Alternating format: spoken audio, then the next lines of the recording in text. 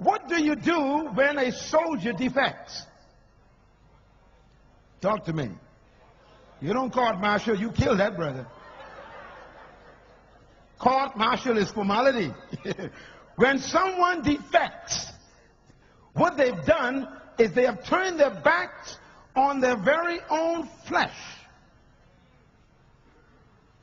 And the only thing a defector deserves in the military is death. Why? Because the only thing that's supposed to separate you from your colleague is death. So if the enemy don't do it for you, come on, understand the principle.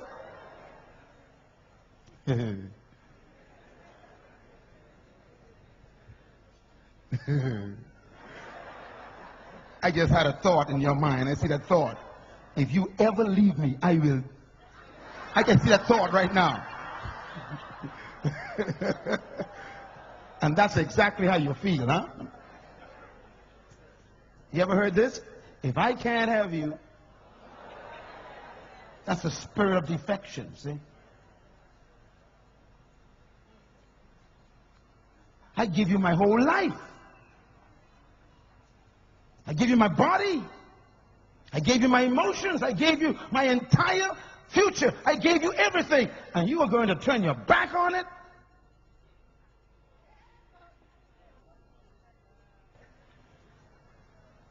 It's defection. Now, why is divorce worse than death? Here's why. When a person dies, you take them to the morgue.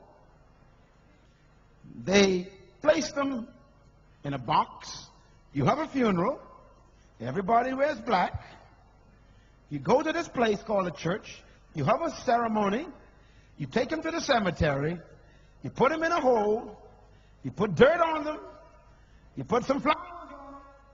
You cry for the last time. And that's it. It's finished. Over. There's closure. You don't see them anymore.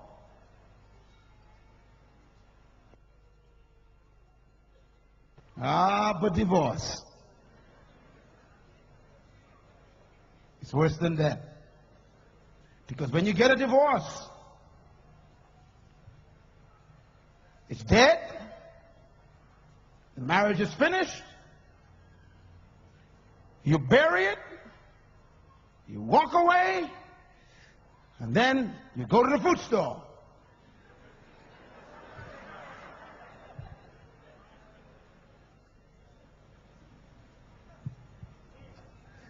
And there's resurrection again. And that's why it's worse than death. Because they keep coming back. You stand on the tube, and there they are. You stand in the bus stop, and there they are. They show up in the drugstore, and there they are. You go to the park, and there they are. And heaven help you, they show up in church, and there they are. You see, it's the kind of death that's never closed. And when there's children involved, that's why God says, I hate divorce. I hate it. There's no arrangement in God's program for divorce. Moses wrote a bill, not God. So we find the question being asked here by Jesus, by the disciples rather, the Pharisees. They said, should a man divorce his wife for any reason? Matthew 19:3. His response, haven't you read that at the beginning it was not so? He made them male and female. For this reason should a man leave his mother and father, cleave unto his wife, and the two shall be united and become one flesh. And then he goes on to say, therefore, whatever God joins together, let no man put asunder. I think what he was saying here is that God don't join everybody together. Now this gets a little deep here. The only people that God really joins together are those who qualify in this verse. He says, in the beginning, it was not so. So the people that God joins together are the people that he identifies in this verse. He says, divorce is not your problem, he says. Your problem is who you join together. And you're not joining together who God joins together. Who did God join together? Well, he qualifies it. He says, haven't you read that at the beginning it was not so? In other words, at the beginning God made a male and a female, and that's the only two that should be joined together with a guarantee that they'll make it for life and for death. And that is the two that are in the beginning. And we talked yesterday about the kind of male that is in the beginning. I need a male. Can I have a male? Are you sure you are a male? Can I have you, please? Can you come? I need a male. Give the Lord a hand for a real male. Praise God. Some males ain't sure they're males. Now, it's important to note, I want to do something here, demonstrate something. So I need you to stand up here for me. Stand on the top of that end of the step from the top, right here. Okay, I want to show you something. Stand at the top, right there. Right at the top. Now, I want everybody to kind of make sure you can see where he is. I want to show you something. Okay. Now, if you notice that God only created one human being from the soil, he never went back. Today we have 6.2 billion people on earth, but God only made one from the soil. He never went back. Today we got 6 billion, but God only made one from the soil. He never went back. And the first one that God made was male. That's important. Remember, everyone who's building anything, the first thing they lay is the foundation. Is that right? Foundation is first. And secondly, the foundation is usually never seen after it's laid. It's quiet. It's always underneath the building. But the foundation is the most important part of the building because it holds up the entire structure and carries the weight of everything. Which means then that the foundation must be given a lot of attention to. More money goes into a foundation than the whole building. Did you know that?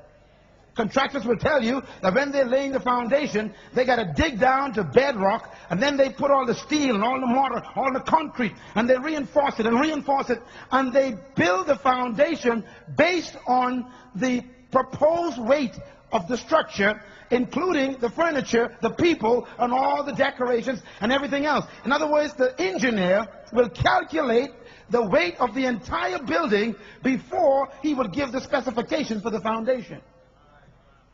Because the foundation have to carry even the weight of the clothing that's on the people that's going to be sitting in the office, and the chair, and the desk, and the typewriter, and all of the computers, everything. It has to be calculated. And so the weight of the foundation is not laid until we understand the entire building. Now, watch what God does. Before God began the human family, God calculated everything that it would take to carry the weight of a human family, and God's conclusion was, I'm going to construct a foundation, and I'm going to call it male. So the male man was built to carry all the weight of the family. Most males are not aware of this, so they run away from responsibility. Every male in this room was designed by God to carry the entire weight of your entire family. You're built for it. If you got 10 children, you could carry that. Now let me explain why. Whatever something comes out of sustains it. Listen carefully. And that's where the word father comes from. Father means source and sustainer. The male came out of God. God created the male out of himself. That means the male source is God himself. So God is the father of the male. It gets heavy here. But the female did not come from the soil. The female came out of the male, which means that the male has become the source of the female. We learned yesterday that source is the Hebrew word Abba, which we translate what? Father. So the male is the father of the female. He is the source and the sustainer of the female. The word father means source and sustainer, which means whatever you source, you got to sustain.